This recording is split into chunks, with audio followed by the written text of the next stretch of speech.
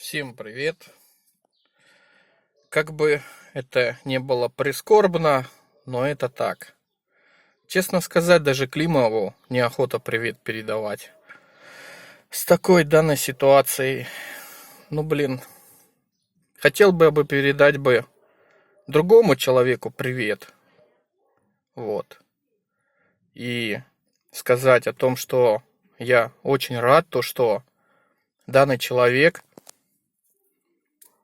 смотрит мой канал, следит за моими видео моими.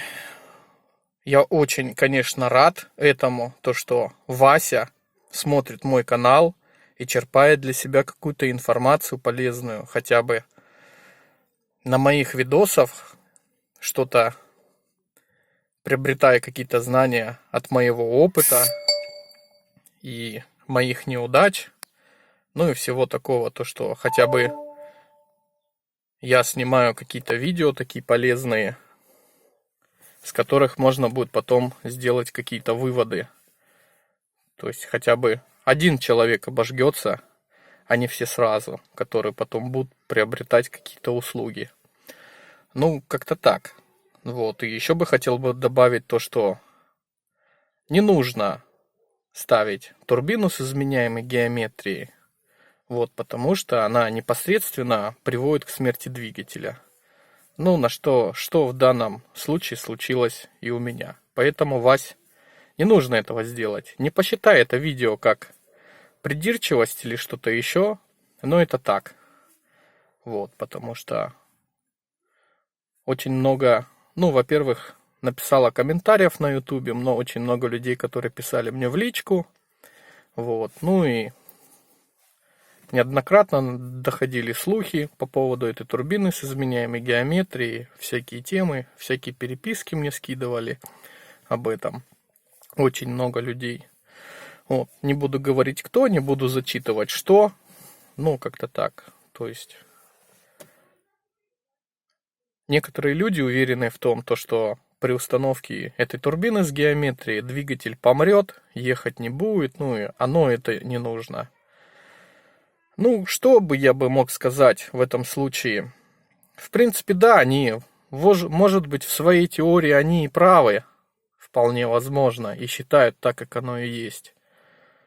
Ну, а другая категория людей, хотя бы те люди, которые немножечко разбираются в теории ДВС и работе его устройств и других надлежащих узлов, сделать необходимые тесты и замеры, сделать свои выводы, стоит ли оно того или нет, стоит ли переделывать что-то, или как-то это.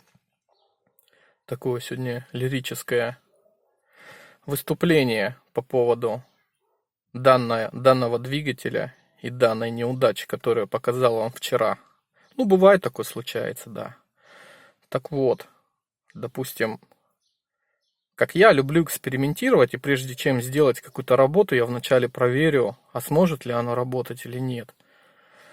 Вот.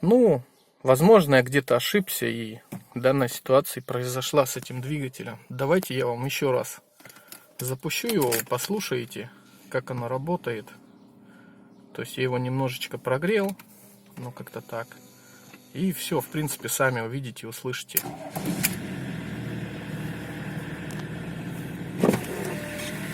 Открываем окошко.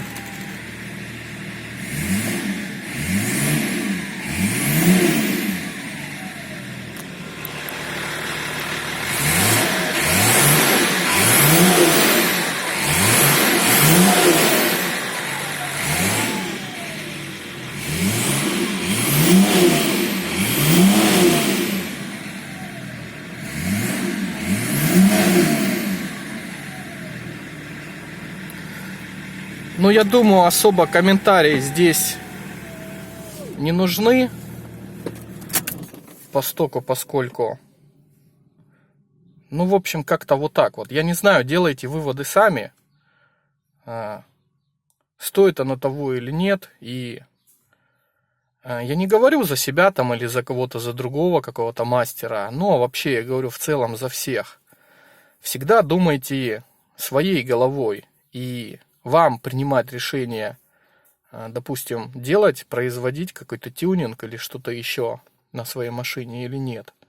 Если вы услышать какого-то совета хотите от человека, надо именно слушать тех людей, которые именно разбираются в этом и которые смогут ответить на все ваши вопросы интересующие.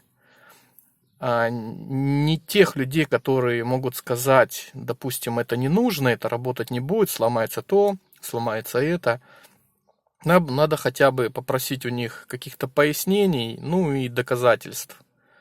Я не говорю там именно за конкретно того человека, которому передавал привет.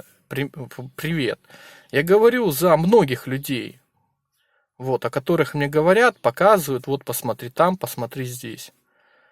Некоторые люди это все сами это прошли, сделали. Допустим, я тоже это прошел уже, можно сказать.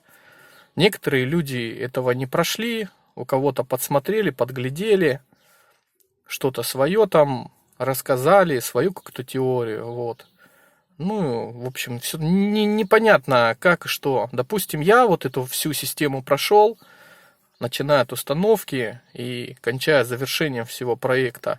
И я знаю, что и как будет работать, долго оно будет работать и как оно будет работать. И я могу дать людям конкретный, точный ответ, стоит оно того или нет. И как работает тот узел или этот узел. Ну, в общем, как-то вот так. Всем спасибо за просмотр, всем пока.